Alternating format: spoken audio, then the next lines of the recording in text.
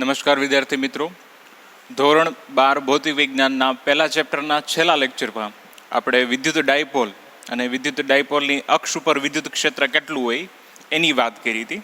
આગળ એનો જ બીજો ભાગ જોઈએ કે ભાઈ ડાયપોલની વિષુવરેખા માટે શું હોય. બરાબર, તો ડાયપોલની વિષુવરેખા ઉપર વિદ્યુત ક્ષેત્ર કેટલું હશે એની વાત કરવી છે. પહેલાં તો વિષુવરેખા એટલે શું? માની લો કે આપણે કોઈ ડાયપોલને આપણે ઉગમ બિંદુ, જેનું મધ્યબિંદુ, ડાયપોલનું મધ્યબિંદુ ઉગમ બિંદુ પર હોય એવી રીતે કોઈ એક અક્ષ ઉપર મૂકી દીધું, તો એના મધ્યબિંદુમાંથી પસાર થતી હોય અને ડાયપોલની અક્ષને લંબ હોય એવી રેખાને એનું વિષુવરેખા કહેવાય. બરાબર, ડાયપોલના મધ્યબિંદુમાંથી પસાર થતી હોય અને ડાયપોલની અક્ષને કેવી હોય? લંબ. એટલે માની લો કે આ એક્સ અક્ષ ઉપર હું ડાયપોલ મૂકી દઉં તો વાય અક્ષ છે અથવા તો જે ઝેડ અક્ષ બને, બરાબર, એ બંને એની વિષુવરેખા થાય. આવી તો ઘણી બધી મળી શકે આપણને, પણ આ તો આપણે વાય અક્ષ ઉપર આપણે એને સંપાત કરી છે. બે ડાયપોલ છે એટલે પ્લસ ક્યુ અને માઇનસ ક્યુ સમાન મૂલ્યના અને વિરુદ્ધ પ્રકારના બે વીજભારો હશે. એમની વચ્ચેનું અંતર આપણે લઈ લઈએ 2a. બરાબર, આની ડાયપોલ મોમેન્ટ કેટલી થાય? સદિશ p બરાબર સદિશ 2a ક્યુ.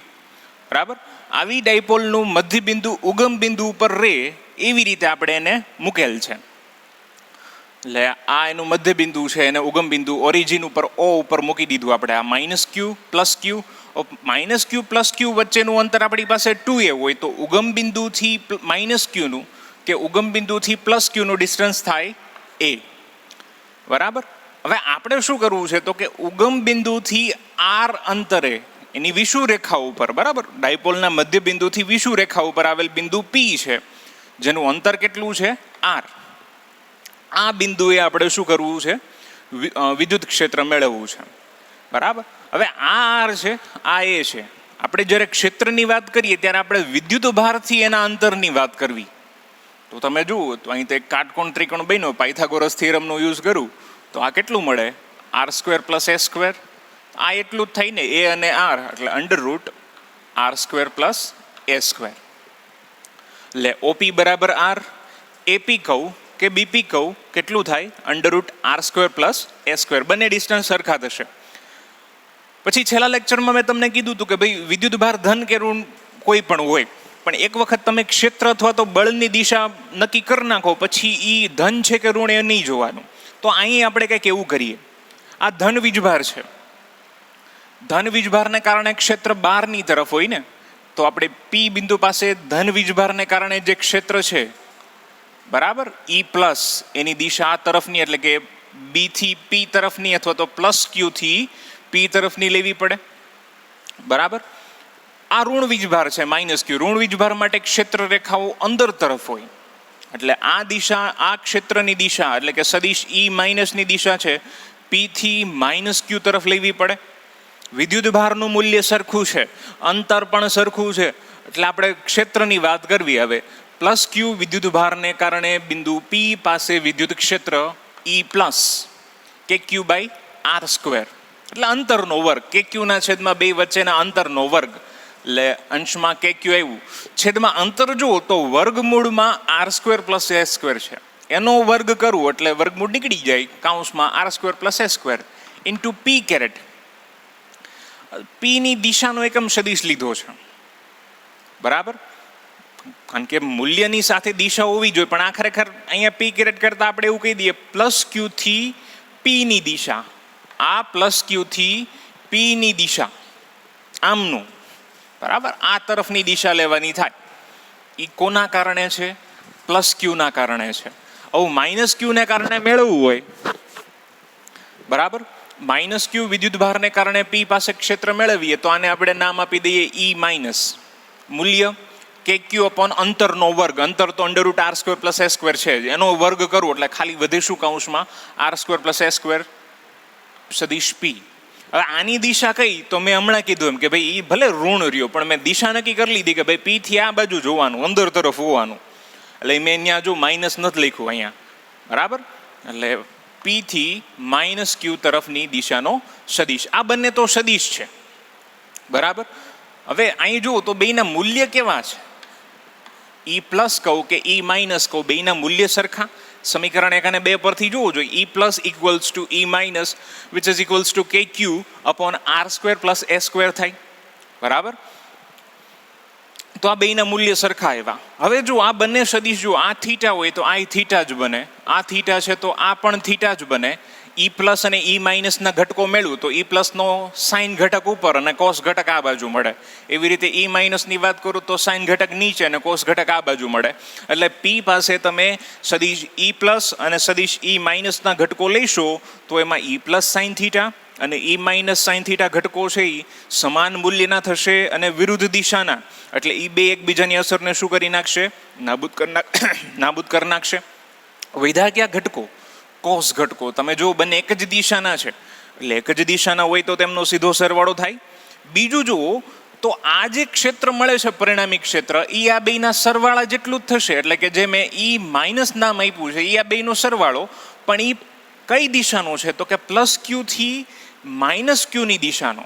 આપણે ડાયપોલ મોમેન્ટ કઈ દિશામાં લઈએ? માઇનસ Q થી પ્લસ Q. બરાબર, ડાયપોલ મોમેન્ટ લઈએ આપણે માઇનસ Q થી પ્લસ Q, પણ આ એની વિરુદ્ધ દિશા છે. એટલે કે આ ક્ષેત્ર ડાયપોલ મોમેન્ટની વિરુદ્ધ દિશાનું મળે. તો આપણે આ પરિણામી ક્ષેત્ર મેળવીએ સદિશ E બરાબર માઇનસ. માઇનસ શું કામ મેં કીધું એમ? ડાયપોલ મોમેન્ટની કેવી દિશા થઈ? વિરુદ્ધ દિશા થઈ. એટલે minus E plus cos theta plus E minus cos theta into P caret. P caret શું છે તો કે ડાયપોલ મોમેન્ટની દિશાનો એકમ સદિશ છે. હવે પણ E પ્લસ અને E માઇનસ બેની વેલ્યુ સરખી છે તો આપણે એને -2E cos theta P caret લખી દઈએ. E પ્લસ અથવા તો E માઇનસની value KQ by R² plus S² મૂક્યું into cos theta P caret. પણ આકૃતિ જુઓ, કોસ થીટા બરાબર શું થાય? પાસેની બાજુ છેદમાં કર્ણ, એટલે કે A ના છેદમાં R² પ્લસ S² નું વર્ગમૂળ અથવા તો 1/2 ઘાત. તો કોસ થીટાની કિંમત આપણે એમાં સબસ્ટિટ્યુટ કરી દઈએ. સદિશ E બરાબર -2KQ upon R² plus S² એમનમ. કોસ થીટાની value A upon R² plus S² raise to 1/2. એટલે આ 1 અને અડધી 1.5 3/2 ઘાત આવી ગઈ. અહીંયા 2AQ સાથે લખું ઇન્ટુ P કેરેટ, એટલે માઇનસ K કાઉન્સમાં 2AQ into P caret upon R² plus S² raise to 3/2. પણ 2AQ બરાબર શું થાય? ડાયપોલ મોમેન્ટ આપણે અહીંયા જ લખ્યું છે. P બરાબર થાય 2AQ, કિંમત મૂકીએ -KP upon R² plus S² raise to 3/2 into P caret. બરાબર, તો આ જે સૂત્ર છે એ આપણને ડાયપોલની વિષુવ રેખા ઉપરના કોઈ બિંદુએ શું આપશે? વિદ્યુત ક્ષેત્રનું મૂલ્ય આપશે. બરાબર, અહીંયા P સદિશ P લખવાની જરૂર નથી, કારણ કે અહીંયા આપણે બાજુમાં દર્શાવ્યું છે કે ભાઈ આ કઈ દિશામાં છે. આ મૂલ્ય ને આ એની દિશા, આ મૂલ્ય ને આ એની દિશા. બરાબર, પણ અહીંયા લખવું પડે કારણ કે આપણે પ્લસ ઓર માઇનસ સાઇન એમાં વચ્ચે મૂકી દીધી છે, એટલે આપણે હવે P કેરેટ લખવું પડે. હવે મેં ખાસ કિસ્સો જોઈએ. જો ભાઈ આ બિંદુ બહુ દૂર હોય તો, એની સરખામણીમાં R બહુ મોટો હોય તો એનો સ્ક્વેર હજી નાનો થાય, A² બહુ નાનો થાય. તો જો R is very greater than to A હોય તો છેદમાં A² ને અવગણતા જો A² વહી જાય તો R² ની 3/2 ઘાત, બે કેન્સલ, તો શું આવ્યું? R³. એટલે વિષુવ રેખા ઉપરના કોઈ દૂરના બિંદુ માટે જો તમે વિદ્યુત ક્ષેત્ર મેળવતા હો તો સીધું સૂત્ર -KP અપોન R³. અક્ષ ઉપર આવડું ક્યુ આવ્યું હતું તો કે 2KP અપોન R³ આવ્યું હતું. એના માટે આ સૂત્ર હતું 2KP અપોન R³. જ્યારે અહીંયા શું છે? -KP upon R³. એટલે આ જે જુઓ તો એ ડાયપોલ મોમેન્ટની જ દિશામાં હોય અક્ષ માટે. બરાબર, અક્ષેસ માટે જુઓ તો આના માટે 2KP upon R³ into P caret હોય. જ્યારે ઇક્વિટોરિયલ એટલે કે વિષુવ રેખા માટે જુઓ તો -KP અપોન R³ આવે. બીજું મેં તે દી વાત કરી હતી કે ભાઈ બિંદુવત વિદ્યુત ભાર હોય તો બિંદુવત વિદ્યુત ભાર માટે E ચલે છે 1/R² આવે. જ્યારે ડાયપોલના કિસ્સામાં E ચલે છે 1/R³ આવશે. ક્લિયર? તો આ એક આખો ટોપિક થયો, જોઈ લ્યો. તો ડાયપોલની વિષુવ રેખા ઉપરના વિદ્યુત ક્ષેત્ર પછી આપણે બે ઉદાહરણો, એક ઉદાહરણ અને એક સ્વાધ્યાયનો દાખલો જોઈએ. પેલું જોઈએ ઉદાહરણ 1.9. રકમમાં એવું કીધું છે કે 10⁻8 ઘાત કુલમ અને -10⁻8 ઘાત કુલમ, એટલે એક ધન વીજભાર છે અને બીજો ઋણ વીજભાર છે. આવા બે વિદ્યુત ભારો Q1 અને Q2 એકબીજાથી 0.1 મીટરના અંતરે મૂકેલા છે. એટલે Q1 Q2 વચ્ચેનું અંતર આપ્યું છે 0.1 મીટર. તો આકૃતિમાં દર્શાવેલા બિંદુ A, B અને C પાસે વિદ્યુત ક્ષેત્ર મેળવવાનું છે. આપણને આકૃતિ આપેલી છે એટલે અંતરની બહુ માથાકૂટ છે નહીં.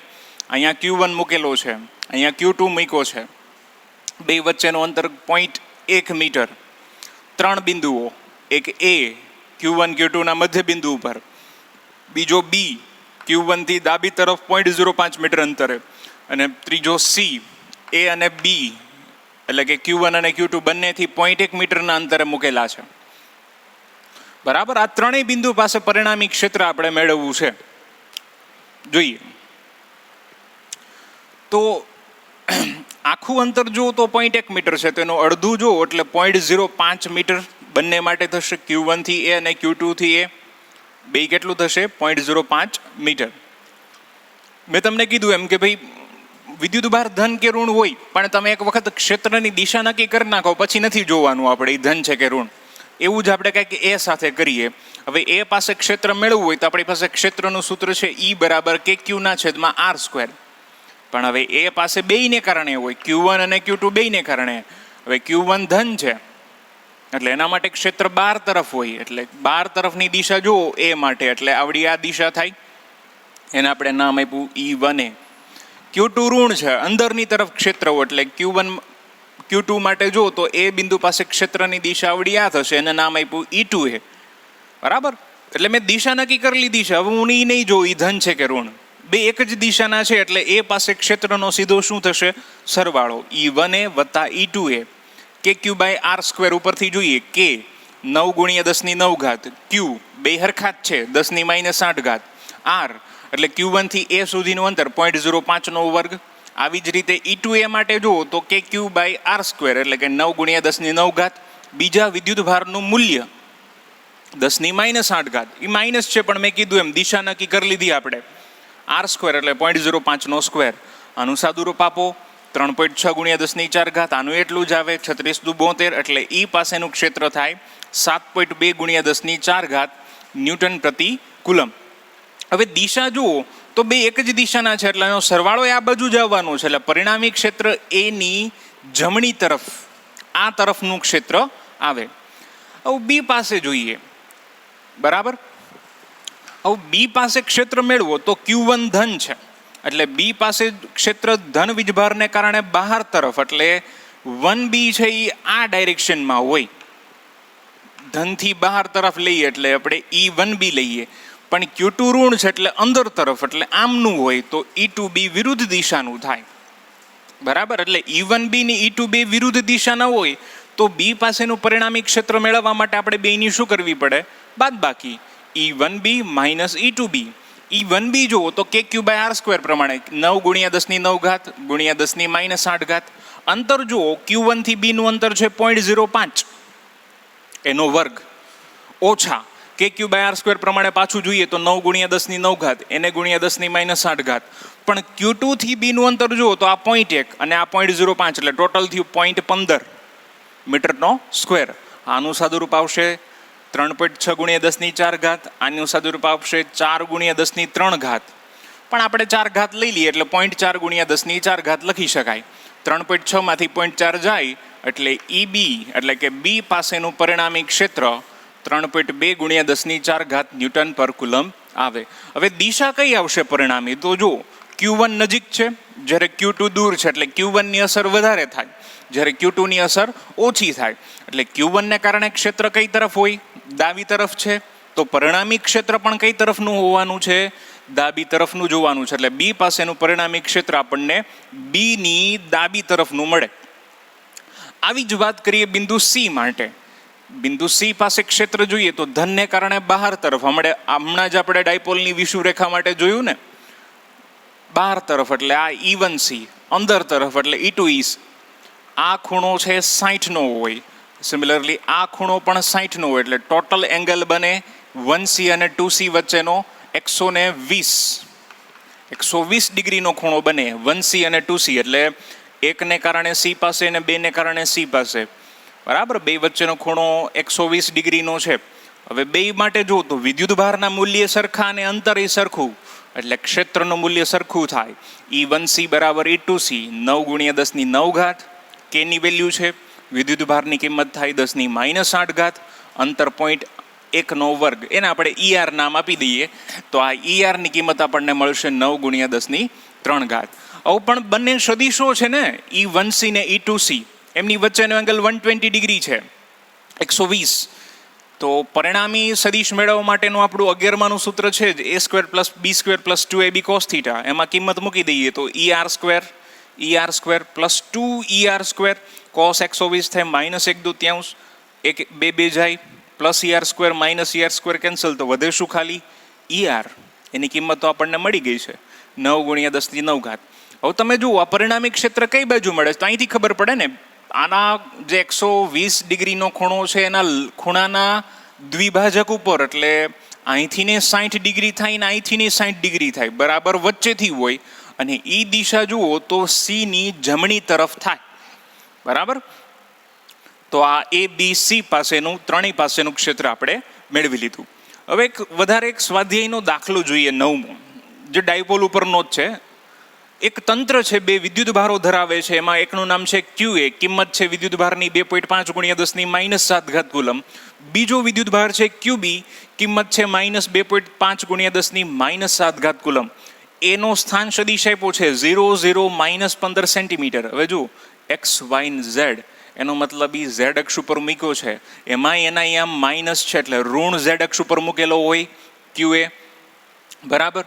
બી નો સ્થાન સદિશ છે 0 0 +15, એટલે x y z પ્રમાણે જો તો બીજો વિદ્યુત ભાર જે છે એને આપણે ક્યાં મૂક્યો હોય, ધન z અક્ષ ઉપર.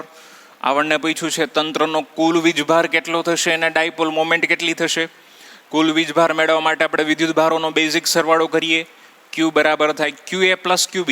QA પ્લસ છે 2.5 ગુણ્યા 10⁻7 કુલમ, અને QB છે માઇનસ છે -2.5 ગુણ્યા 10⁻7 કુલમ. એટલે ડાયપોલ પરનો કુલ વીજભાર આપણે કાલે જોયો જ તો 0 હોય, બરાબર. ડાયપોલનો વીજભાર 0 હોય છે, પણ ડાયપોલને કારણે ઉત્પન્ન થતું ક્ષેત્ર શૂન્ય નહીં હોય. અહીં આપણને ક્ષેત્રની વાત નથી કરી.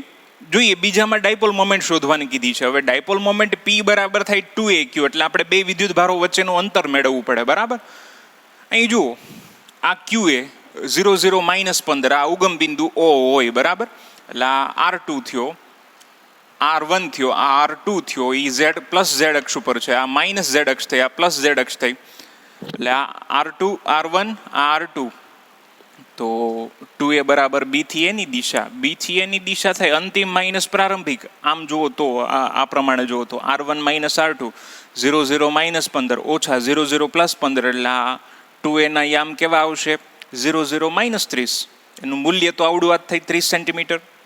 ડાયપોલ મોમેન્ટ P બરાબર થાય 2aq, 2A ની કિંમત મળી 30 સેન્ટીમીટર. 30 સેન્ટીમીટર 30 ગુણ્યા 10⁻2 મીટર. વિદ્યુત ભારનું મૂલ્ય તો કે 2.5 ગુણ્યા 10⁻7 કુલમ, બરાબર. સાદું રૂપ આપશો 7.5 ગુણ્યા 10⁻7 કુલમ ઇન્ટુ મીટર આવે.